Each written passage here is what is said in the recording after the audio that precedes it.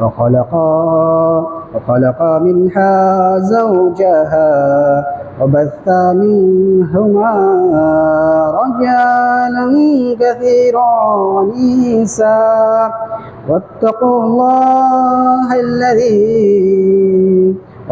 الله الذي تساءلون به أزواجا إن الله كان عليكم رقيبا يا أيها الذين آمنوا اتقوا الله حق تقاته ولا تموتن إلا أنتم مسلمون يا أيها الذين آمنوا اتقوا الله وقولوا قولا سديدا يصلح لكم أعمالكم ويغفر لكم ذنوبكم ومن يطع الله ورسوله فقد فاز فوزا عظيما আলহামদুলিল্লাহ। আল্লাহ সুবহানাহু ওয়া তাআলার সকল প্রশংসা, যিনি আমাদেরকে দুনিয়া দিয়েছেন, আখিরাত দিয়েছেন, সবই দিয়েছেন। অতএব এই বিষয় থেকেই তার উপর যে আমাদের অধিকার, তিনার যে অধিকার আমরা শেষ করতে পারবো না, তাই সকলেই আমরা সজোরে আমরা তিনার প্রশংসা করে বলবো আলহামদুলিল্লাহ। তারপরে তিনার নবী করিম সাল্লাল্লাহু আলাইহি ওয়াসাল্লাম আমাদের যে দ্বীনের ব্যাপারে এতটাই তিনি কার্যক্রমতা করে গেছেন যে সেই বিষয়গুলোর আমরা তার উপর দরুদ যতই আমরা পড়ব সেটাই যেন কম হয়ে যায়। তাই সকলেই বলি আমরা আল্লাহুম্মা আমিন, আল্লাহুম্মা সাল্লি আলাইহি, আল্লাহুম্মা বারিক আলাইহি। বিষয়টা হচ্ছে যে আমরা ছোট ছোট কিছু বিষয় সম্পর্কে আমরা আলোচনা করব। তার আগে কয়েকটি কথা, প্রথম যে কথা সেই কথা হচ্ছে, আমি কয়েকটি কথা বলেছি এখানে কোরআনের আয়াত। এই আয়াতে সূরা নিসা থেকে বলা হয়েছে, সূরা আল ইমরান থেকে বলা হয়েছে। এখানে যে বিষয়গুলি আছে সেইগুলি আমরা সকলেই জানি, কিন্তু অর্থ না বোঝার জন্য, বিষয়গুলি না বোঝার জন্য আমরা অনেক কিছু থেকেই এ থেকে দূরে আছি। আল্লাহ সুবহানাহু ওয়া তাআলা আমার যে বলা যে মৌলিক বিষয়, সেই বিষয়টি আমাকে বলা তৌফিক দান করুক। আল্লাহুম্মা সাল্লি আলাইহি, আল্লাহুম্মা বারিক আলাইহি। আমার আজকের মৌলিক যে বিষয়, সেই বিষয় বলা হলো রাসূলুল্লাহ সাল্লাল্লাহু আলাইহি সাল্লাম বলেছেন ইন্নামাল আমালু বিন্নিয়াত, প্রতিটি কাজের ফলাফল নির্ভর করে তার নিয়তের উপর। এটি বলার কারণ বা এই হাদিসটি আজকে খুতবাতে বলার মূল কারণ হলো, আমরা প্রত্যেকটা বিষয়ে কম বেশি আমরা সকলেই জানি, কিন্তু আমরা জানার পরে আমল করতে পারি না। এই পারি না কেন, এই প্রশ্নের যদি উত্তর আমরা খুঁজতে চাই তবে এই হাদিসটির দিকেই ফিরে যেতে হবে। এই হাদিসটি কখন হয়েছিল, কখন রাসূল সাল্লাল্লাহু আলাইহি ওয়াসাল্লাম বলেছেন, এই বিষয়টি আমাদের জানা প্রয়োজন। এই বিষয়টি রাসূল সাল্লাল্লাহু আলাইহি ওয়াসাল্লাম তখন বলেছিলেন যখন হিজরত করেছিলেন। হক এবং বাতিলকে পার্থক্য করার জন্য তিনি মক্কা থেকে যখন মদিনায় হিজরত করলেন, অর্থাৎ চলে গেলেন। কিসের জন্য গিয়েছিলেন?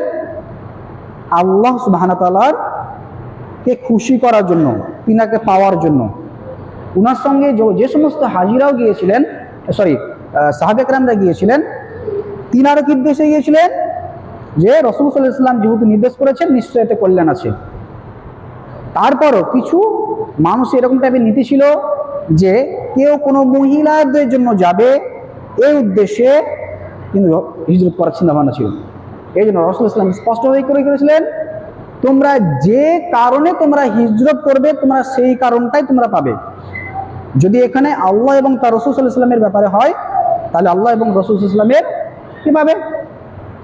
আর যদি দেখা যায় যে না, আমি কোনো মহিলার জন্য, কোনো দুনিয়াবি কামনার জন্য, সম্মান খ্যাতির জন্য আমি যদি হিজরত করি, তবে সেটা আল্লাহ সুবহানাহু ওয়া তাআলা তাকে সেটা দেবে। তাহলে আমরা জানি আজ মোটামুটি আমাদের যত বছর বয়স হয়েছে আমাদের সাবালক, সকলে আপন আপন বয়স। কারো সাবালক মোটামুটি 20 বছর হয়ে গেছে, কারো 10 বছর হয়ে গেছে, কারো 30 বছর হয়ে গেছে, কারো 40 বছর পর্যন্ত হয়ে গেছে সাবালক হওয়া, মানে বুদ্ধি হওয়া। বুদ্ধি হওয়া থেকে আমরা কম বেশি সকলেই জানি যে সালাত কায়েম করো, ইকরা বিসমি রাব্বিকাল্লাযী খলাক। আল্লাহ সুবহানাহু ওয়া তাআলা কি বলছেন কোরআনে? তোমরা পড়ো আল্লাহর নামে। কি পড়তে হবে? যে কোনো বিষয়ই। রাসূল সাল্লাল্লাহু আলাইহি ওয়াসাল্লাম কি বলেছেন? যে ওয়াকিমিস সালাত লিযিকরি। রাসূল সাল্লাল্লাহু আলাইহি ওয়াসাল্লাম বলছেন যে ওয়াকিমিস সালাত লিযিকরি, তুমি আমার মতো করে সালাত আদায় করো। সালাত আদায়ের ব্যাপার আছে। আল্লাহ সুবহানাহু ওয়া তাআলা কি বলছেন? ইকরা বিসমি রাব্বিকাল্লাযী খলাক। আল্লাহ কেন বলছেন?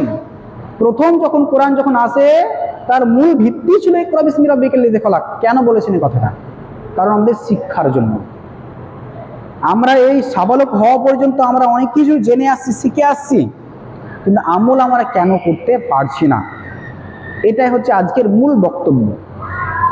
কারণ আমরা কেউ 10 বছর হোক, কেউ 20 বছর হোক, কেউ 30 বছর বয়স হোক, যার যেমন একটা বয়স আছে, সকলে আমরা কোরআন সম্পর্কে, হাদিস সম্পর্কে কি করতে হবে না করতে হবে সবই আমরা জানি, কিন্তু আমল কেন হচ্ছে না আমাদের? এটাই হচ্ছে আমাদের মূল উদ্দেশ্য।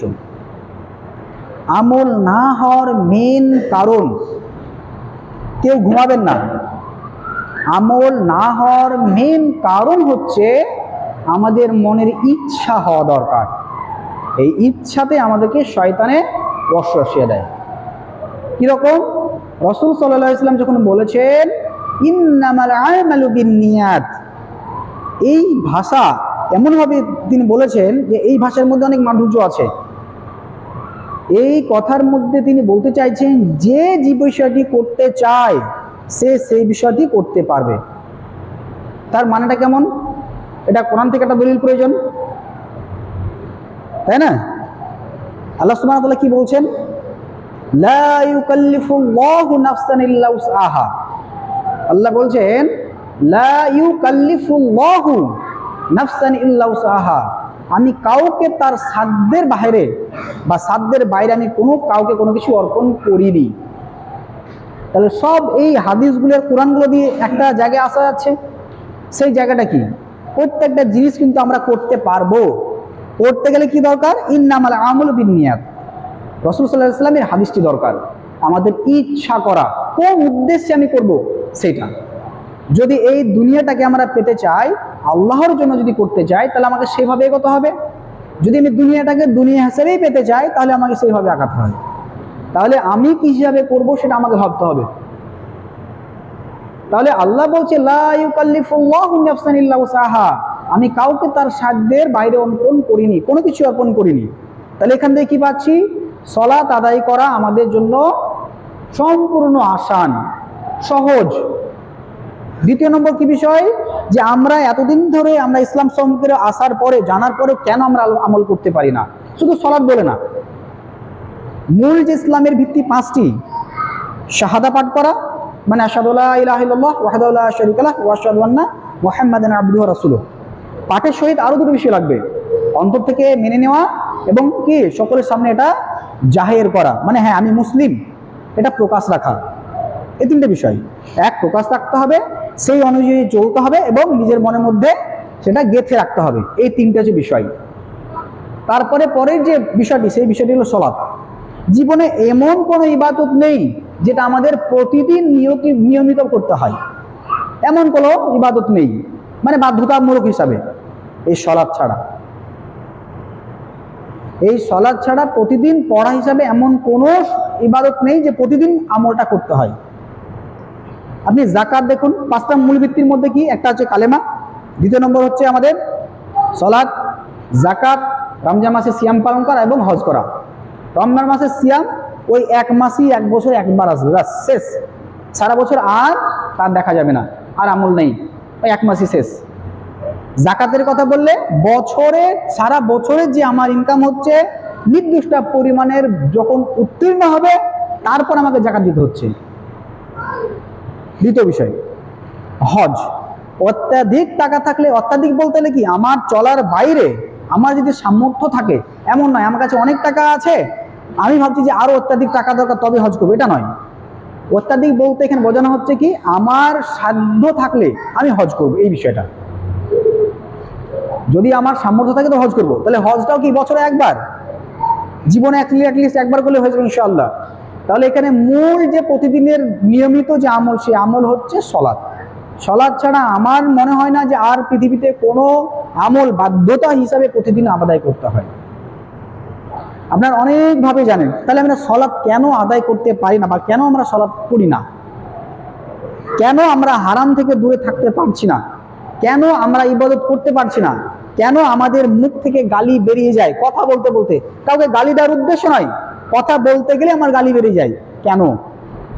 কেন আমি সুদের মধ্যে পড়ে আছি, কেন আমি অভাবে ধৈর্য ধরতে পারছি না? এই বিষয়গুলোর প্রত্যেকটার উত্তর একটাই আসবে, ইন্নামাল আমালু বিন্নিয়াত। মনের মধ্যে আমাদেরকে কি তৈরি করতে হবে? যে স্থির করতে হবে যে হ্যাঁ, আমি অমুক জিনিসটা, হে আল্লাহ আমি অমুক জিনিসটা আমি করতে চাই। আমি এক কথায় আমি ভালো হতে চাই, আমি ভালো হতে চাই, হে আল্লাহ আমাকে কবুল করেন খালেস অন্তর থেকে।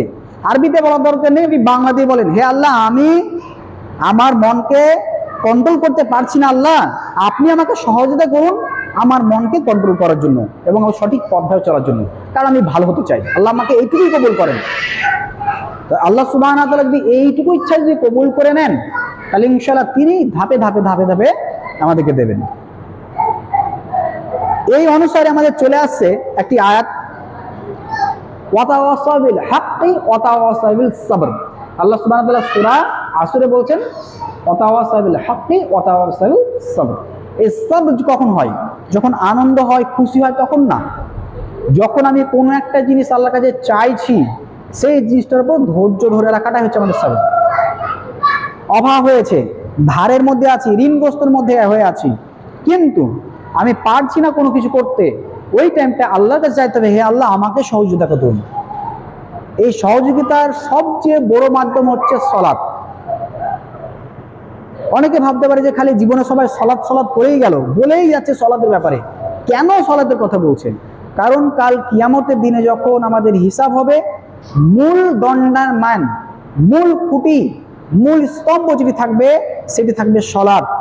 আমাদের কালেমার পরেই, ঈমান নিয়ে আসার পরে পরেই যে স্তরটা থাকবে সেটা হবে সলাৎ। যদি আমাদের ব্যাংকে যদি বই না থাকে, আমাদের যত টাকাই আমরা ব্যাংকে ফেলে আসি না কেন, সে যে কোনো ব্যাংকে হোক না কেন, যদি আমাদের সেখানে একটা বই না করা থাকে, আমরা যদি যাই প্রতিদিন 500 টাকা, 1000 টাকা, 100 টাকা যা যেমন ইচ্ছা ফেলে চলে আসছি, সেই টাকাটা কিন্তু আমি 10 বছর পরে যদি যাই, আমি যদি বলি যে আমার টাকাটা দেন, তারা বলবে কিসের টাকা, আপনার বই অ্যাকাউন্ট দেন। তাহলে আমাদের এই অ্যাকাউন্টটা তৈরি করেছি কি? শাহাদাত দিয়ে, আশহাদু আল্লা ইলাহা ইল্লাল্লাহ, আমি সাক্ষ্য দিতেছি আল্লাহ ছাড়া কেউ নেই, ওয়া আশহাদু আন্না মুহাম্মাদান আবদুহু ওয়া রাসূলুহু, এবং মুহাম্মদ সাল্লাল্লাহু আলাইহি ওয়াসাল্লাম আল্লাহর প্রেরিত রাসূল এবং বান্দা সাল্লাল্লাহু আলাইহি ওয়াসাল্লাম। এইটা দিয়ে আমাদের ব্যাংকের বই খোলা হয়ে গেল। এই ব্যাংকের বইয়ের এবার মূল কাজ কি? মূল কাজ কি? 2000 টাকা নোট, 1000 টাকা নোট, 500 টাকা নোট, এইটা আমাদের স্থির করতে হবে। এইটা হচ্ছে আসল নোট, 2000 টাকাও নয়, 1000 টাকাও নয়, 500 টাকাও নয়, এটা হচ্ছে আসল নোট, মানে অরিজিনাল, যেটা ডুপ্লিকেট না বা নকল টাকা নয়। নকল টাকা ব্যাংকে জমা করলে কি হবে? আমার জমা হবে। তো নামাজ, সে ফরজ নামাজ সবচেয়ে বেশি এ ভ্যালু, বড় বড় নোটের মতো বোঝানোর জন্য বলছি শুধুমাত্র, এটা জমা করলে বেশি বেশি জমা হচ্ছে। আর নফল সুন্নাত আছে, নফল আছে, এক্সট্রা কোনো আল্লাহর কাছে চাওয়ার সলাত আছে, সেইগুলো আমাদের খুচরো পয়সার মতো জমা হতে থাকবে। যখন দেখা যাবে সলাতের কমতি হচ্ছে, ওই খুচরো পয়সাগুলো দিয়ে আমি জমা করতে পারছি, ঠিক সলাত যখন কমে যাবে তখন কি হবে? ওই সুন্নাত নফল যেগুলো থাকবে সেইগুলো দিয়ে আমাদের সেই সলাতটা পূর্ণ হবে। কিন্তু ব্যাংকের জমা হবে কি দিয়ে? আমার টাকা দিয়ে।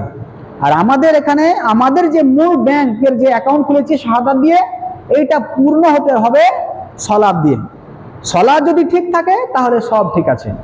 টাকা যদি আসল হয় তাহলে সব টাকাই চলবে, যদি টাকা যদি আসল না হয় তাহলে 500 টাকার নোট, 1000 টাকার নোট, কোনো টাকার নোটই চলবে না। অতএব টাকা হতে হবে আসল, আর এখানে আমাদের জীবন আমল হতে হবে সলাৎ, তারপর খুচরো খাচরা সব আছে। যদি আমি ডুপ্লিকেট টাকা দিই হবে না, এখানে সলাৎ ছাড়া অন্য কোনো আমল দিয়ে আমাদের যে নেকির ভরা আমল নামা সেটাও পরিপূর্ণ হবে না। জীবনে উদ্দেশ্য করতে হবে কি, যে ইন্নামাল আমালু বিন্নিয়াত, হে আল্লাহ আমি নিয়াত করছি, আল্লাহ মনে মনে আমি নিয়াত করছি আল্লাহ যে আমি 5 ওয়াক্ত সালাত আদায় করব, আপনি আমাকে সহায়তা দান করেন, আমার ক্ষমতা নাই, লা হাওলা ওয়ালা কুওয়াতা ইল্লা বিল্লাহ। আমরা এটা জানি, সকলেই জানি লা হাওলা ওয়ালা কুওয়াতা ইল্লা বিল্লাহ। এটা বলে আমরা চাইতে পারি, লা ইলাহা ইল্লা আনতা সুবহানাকা ইন্নী কুনতু মিনাজ জালিমিন, এটা বলে আমরা আল্লাহর কাছে চাইতে পারি। কারণ আমাদেরকে বিভিন্ন রকম ভাবে শয়তানে ওয়াসওয়াসা করে। আমরা এটা বলতে পারি হাসবুনাল্লাহু ওয়া নি'মাল ওয়াকিল, হে আল্লাহ আপনি আমার জন্যই যথেষ্ট, আপনি আমাকে এই কাজটা করতে দেওয়ার। বাংলাতে না পারলে আপনি এটা বলেন, হে আল্লাহ আমাকে জ্ঞান দেন, আমাকে তৌফিক দান করেন ভালো আমল হওয়ার, আমাকে ভালো হওয়ার। এই জন্য আমি একটা বই লেখা ইনশাআল্লাহ শুরু করছি। বইটার নাম হচ্ছে আমি ভালো হতে চাই। বইটার নাম আমি ভালো হতে চাই। একটাই কারণ, এর কারণ হচ্ছে কি, আমরা প্রতিনিয়ত আমরা প্রত্যেকটা বিষয় সম্পর্কে আমরা শুনেছি, কিন্তু আমরা এর আমল যে করা দরকার সেই আমল থেকে আমরা দূরে সরে যাচ্ছি। এই বিষয়ে উল্লেখ থাকবে ইনশাআল্লাহ। আর এর প্রথম বিষয় হবে ইন্নামাল আমালু বিন্নিয়াত। কারণ আমাদের মনের সংকল্প যদি আমরা স্থির করি, ইনশাআল্লাহ আমরা প্রত্যেকটা বিষয় সুন্দরভাবে আমরা বলতে পারবো এবং করতে পারবো। এরপরে যে বিষয়টা, সেই বিষয়টা কি, আমরা সকলেই সালাত সম্পর্কে, সকলে অন্যান্য ইবাদত সম্পর্কে আমরা সকলেই অবগত, কোনটা কাজটা ভালো কোন কাজটা মন্দ। নতুন করে আজকে আমার কিছুই বলার নেই, পুরনো জিনিসগুলো আমি একবার শর্টকাটে উল্লেখ করে দিব ইনশাআল্লাহ। পুরনো আমলগুলি যা আমরা শিখেছি, যদি সঠিক হয় মেনে নিলাম, যদি ঠিক হয় মেনে নিলাম, যদি উল্টো হয় অর্থাৎ সেটা যদি ভালো না হয় মন্দ হয়, তাহলে আমরা সেটাকে নিজে থেকে বের করে দিলাম। বাংলা আমাদের বোধগম্য ভাষায় বলছি, নিজের বোঝার ভাষায় বলছি। তার মানে আমি একটা কাজ করব, সেটা হয় দুটো দিক থাকবে, হয় সেটাতে নেকি হবে আর না হলে গুনাহ হবে। মাঝামাঝি বলে কিছু নেই। একটা মানুষকে হেল্প করব, নেকি হবে, একটা মানুষকে কষ্ট দিব, গুনাহ হবে। মাঝামাঝি কিছু নাই। অতএব আমরা ইনশাআল্লাহ সকলে নিয়াত করব যে আমরা ভালোভাবে চলার এবং ভালোভাবে আমল করার। কারণ এতটুকুই যথেষ্ট, মনের ইচ্ছা এইটুকুই যথেষ্ট আমাদের নিজেকে পরিবর্তন করা। আমরা প্রত্যেকটা বিষয় জানি, সুদ হারাম না হালাল, জেনা হালাল না হারাম, কারো সঙ্গে সম্পর্ক জড়া হারাম না হালাল, কারো সুদ খাওয়া হারাম না হালাল, কারো কাছে টাকা ধার নিয়ে 10 দিন পর বলে 20 দিন পর, এটা ঠিক না ভুল। আমরা প্রত্যেকটা বিষয় আমরা জানি, শুধুমাত্র আমাদের ইচ্ছা স্থগিত থাকা দরকার যে আমি করতে চাই। ইন্নামাল আমালু বিন্নিয়াত, আল্লাহর কাছে দরকার চাইতে হবে, হে আল্লাহ আমাকে সবুর দান করেন। অকিমিস সালাত লি যিকরি, কি বলছে রাসূল সাল্লাল্লাহু আলাইহি ওয়াসাল্লাম, বলছে আমাকে যেমন করে দেখেছো ঠিক তেমনই করে সালাত আদায় করো। আল্লাহুম্মা আমিন। রাব্বিল আলামিন, আসসালাতু ওয়াসসালামু আলা রাসূলিল আমিন, আম্মা বা'দ, ফাউযু বিল্লাহি মিনাশ শাইতানির রাজীম, বিসমিল্লাহির রাহমানির রাহিম। الرحمن علم القرآن خلق الإنسان علمه البيان الشمس والقمر بحسبان। আল্লাহ সুবহানাহু ওয়া তাআলা, আমরা অনেকেই জানি যে আল্লাহ সুবহানাহু ওয়া তাআলা কঠোর, খুবই কঠিনভাবে হিসাব নেবেন। আমরা সকলে জানি আল্লাহ সুবহানাহু ওয়া তাআলা খুবই কঠোরভাবে হিসাব নেবেন। একজন সাহাবী যদি বলেন যে আল্লাহ খুব দয়াবান, তো আর একজন সাহাবী কিন্তু বলেছেন যে আল্লাহ কিন্তু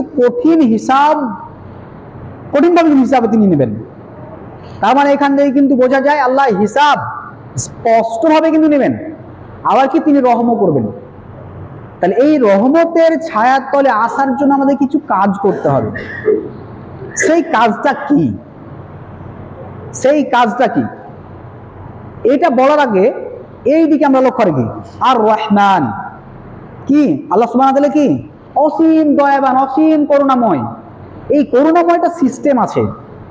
আপনার ছেলে যখন আপনার বিষয়ে যখন কোনো একটু খারাপ করে ফেলে, ভুল করে ফেলে, প্রত্যেকটা কাজ ভালো করে, সে পড়াশোনা ভালো করে, আপনার খিদমত করে, বহু কিছু করে, কিন্তু দেখা যাচ্ছে ছেলে কোনো একটা ভুল কাজ করে ফেললো। সেটা যে কোনো কাজ হতে পারে না। ভুল কাজ করার পরে সেই ভুল কাজটা করে সে যদি আপনাকে বলে যে আমার ভুল হয়েছে, যে কোনো বিষয় হতে পারে, হয়তো আপনি বলেছেন যে মাঠে খাবার নিয়ে আসতে, ছেলে খাবার না নিয়ে এসে ও খেলতে চলে গেছে, কথার জন্য বোঝানো বলছি, তাহলে কি হলো, সেই ছেলেকে আপনি কি মাফ করবেন না? অবশ্যই করবেন। ওই ছেলে যদি দেখা যায় হয়তো আপনাকে সারা জীবন কষ্ট দিয়েছে, আপনার বয়স একদম শেষের দিকে, প্রায় আপনার 60 বছর 70 বছর বয়স, ছেলে আপনাকে খুব কষ্ট দিয়েছে, কিন্তু একদিন কোথা থেকে বিষয়টা শুনে আসার পরে তার মধ্যে আল্লাহ সুবহানাহু ওয়া তাআলা যখন জ্ঞান দিলেন, আলো দিলেন, তখন আসার পরে সেই ছেলেটা ভাবছে যে সত্যি আমি আমার বাবার সঙ্গে, আমি আমার আব্বার সঙ্গে, আমি আমার মায়ের সঙ্গে প্রচুর অন্যায় করেছি, আমি আর কোনোদিন করবো না। এই বলে আপনার কাছে আসার পরে যদি আপনার দুইখানে হাত ধরে, যে বলে আব্বা যান কি আম্মা যান, আমার অমুক কাজটা ভুল হয়েছে, আমি আপনাদেরকে দেখিনি, ভুল হয়েছে, কিন্তু আমি আজকে বুঝতে পারছি আমি সত্যি চরম অন্যায় করেছি, আমি এই অপরাধ আমি আর কোনোদিন করবো না। আপনি আমাকে, কোনো বাপ কি আছে, কোনো মা কি আছে যে মাফ করবে না? সেই বাপ মা এতটাই খুশি হবেন যে তাকে বরঞ্চ বুকে জড়িয়ে ধরে বলবেন ঠিক আছে আমি তোমাকে সব মাফ করে দিলাম। এমনকি সে খুশির কান্না করবে। মানুষ শুধু দুঃখে কাঁদে না, খুশি তো কান্না করে, কারণ যে না আমার ছেলে আমার ঘরে ফিরে এসেছে। তাহলে আল্লাহ সুবহানাহু ওয়া তাআলা আমাদের কি সৃষ্টি করার পরে তিনি আমাদেরকে নেবেন না? এটা কিভাবে হতে পারে? আপনি কত বড় পাপী, আপনার পাপ যদি হতে হতে হতে উহুদ পাহাড় কেন সারা পৃথিবী যদি ভর্তি হয়ে যায় পাপে, আল্লাহর কাছে যদি আপনি খালেস অন্তরে, সঠিক অন্তর থেকে যদি তওবা করেন, আল্লাহ সুবহানাহু ওয়া তাআলা আপনাকে মাফ করে দেবেন ইনশাআল্লাহ। তবে শর্ত থাকবে, তওবার শর্ত আছে, আল্লাহর সঙ্গে শর্ত। কি শর্ত? এই কাজ আমি আর কখনো করব না। 1 নম্বর শর্ত, এই কাজ আমি আর কখনো করব না। দ্বিতীয় হচ্ছে আমি এই যে যে গুনাহটা হয়েছে এর জন্য গিল্টি ফিল করতে হবে, আমাকে কি করতে হবে? অনুশোচন করতে হবে যে হ্যাঁ আমি এই কাজটা সত্যি ভুল করে ফেলেছি। এই যে মনোভাব, এই মনোভাবটা নিয়ে আসতে হবে। আর আল্লাহর কাছে মাফ চাই, হে আল্লাহ আমাকে মাফ করেন, আমি আর করবো না। এই 3টে বিষয় আল্লাহর কাছে। কি? প্রথমে মাফ চাওয়া, মানে অনুশোচনা হওয়া, খারাপ লাগা, আল্লাহর কাছে মাফ চাওয়া, এবং কি এই জিনিসটা দ্বিতীয়বার করবো না, এই অন্তর মনের মধ্যে রাখা। যদি আবার হয়ে যায় সেটা আপনি তো ইচ্ছা, আপনি কি আবার হতেই পারে গুনাহটা, কিন্তু এমন নয় যে মাফ করবেন না আল্লাহ, আপনাকে আবার ওইভাবে আপনাকে তওবা করতে হবে। এইভাবে আপনি যদি শতবারই করেন, আপনি যদি মাফ চান শতবারই মাফ হবে, কিন্তু তওবাটা হতে হবে অন্তর থেকে। তওবা আপনি অধ্যয় করলেন, আবার হয়তো ভুল চোখে আপনাকে শয়তান আবার করিয়ে নিল, এই বিষয় যদি হয়, তাহলে অতএব আমরা এইখান থেকে স্পষ্টভাবে জানতে পারছি, বাপ যদি তার ছেলেকে এত বড় গুনাহ করার পরে যদি মাফ করতে পারে, সারাদিন কষ্ট দেওয়ার পরে, আল্লাহ তার বান্দাকে কত আদর দিয়ে, ভালোবাসা দিয়ে, স্নেহ দিয়ে তিনি সৃষ্টি করেছেন, তিনি কেন আমাদেরকে মাফ করবেন না? অর্থাৎ এইখান থেকে আজকে সকলেই মনের মধ্যে নিয়াত করুন যে ইন্নামাল আমালু বিন্নিয়াত, প্রত্যেকটা ভালো মানে প্রত্যেকটা কাজ হয় তার কি হয়, তার নিয়তের উপর, তার মনের স্থিরতার উপর, ভালো করবেন না খারাপ করবেন। আজকে অতএব সকলে মনের মধ্যে নিয়াত করুন যে ইনশাআল্লাহ আমি আজ থেকে ভালো হব। আমি জানি না কতটুকু করে ভালো হতে পারবো, এই ইচ্ছাটা মনের মধ্যে রাখেন, আমি ভালো হতে চাই আল্লাহ, এই ইচ্ছাটা আজকে করে যান। যদি এই ইচ্ছাটা করেন ইনশাআল্লাহুল আজিজ, অবশ্যই মঙ্গল হবেই হবে। এই একটা হাদিসই যথেষ্ট, একটা কোরআনের আয়াতই যথেষ্ট আমাদের জীবনকে পাল্টে দেওয়ার জন্য। অতএব আমরা এই দিকে অবশ্যই সকলে খুবই মন দিয়ে স্থির রেখে আমরা এটাকে করার চেষ্টা করব। একটাই, আর কিচ্ছু না, সেটা কি? আমি ভালো হতে চাই, একটাই কারণ। এই ভালো হতে চাওয়া দিয়ে আমি সব কিছু পেয়ে যাব। মনকে জিজ্ঞেস করবো এটা ভালো কাজ না এটা খারাপ কাজ, এটা খারাপ কাজ বাতিল, চলো ভালো কাজ, এই ইচ্ছা, ব্যাস প্রত্যেকটা কাজে। আল্লাহ সুবহানাহু ওয়া তাআলা আমাদেরকে সকলকে তৌফিক দান করুক এই আমলের, এবং আল্লাহ সুবহানাহু ওয়া তাআলা আমাদের সকলকে বুঝ জ্ঞান যে দান করেছেন, সেই বুঝ জ্ঞান অনুযায়ী আমাদেরকে চলার তৌফিক দান করুক, আমাদেরকে আরো ভালো ভালো জ্ঞানগুলো অর্জন করার তৌফিক দান করুক, এবং আমাদের মুসলিম যেন পিছিয়ে না থাকে শিক্ষার জন্য, বিশেষ করে শিক্ষার জন্য। একটি আয়াতে তো বলেছিলাম, সেই বিষয়টা উল্লেখ করা হলো না স্পষ্টভাবে, একটা লাইন বলিন, একটা লাইন, ইকরা বিসমি রাব্বিকাল্লাযী খলাক, আমি একটু আগে বলেছিলাম। আগে আল্লাহ সুবহানাহু ওয়া তাআলা প্রথম যখন সূরার বিষয়গুলো দেন, তখন মানুষকে পড়ার জন্য বলেছেন। আমরা যে যতটুকুই পারি ততটুকুই পড়বো, এমন না আমি একদম মানে বড় মাপের আলেম হতে পারিনি বলে দিন হবে না, এটা নয়। যতটুকু আমাদের হয়েছে সেইখান থেকেই আমরা যেন শুরু করি, সেখান থেকেই আল্লাহ স্পষ্টভাবে জেনেছে তোমরা পড়ো, ওইখান থেকে আমরা শুরু করি, আস্তে আস্তে 1 আয়াত হোক, 2 আয়াত হোক, 3 আয়াত হোক, যেমন আমরা আয়াত পারবো, যেমন আমরা হাদিস পারবো, সেমন এক এক করে ইনশাআল্লাহ আমরা এগিয়ে চলবো। সকলে মনের মধ্যে এখনই স্থির করুন যে ইনশাআল্লাহ আমি ভালো হব। হে আল্লাহ আমাকে বা আমাদেরকে সকলকে কবুল করুন।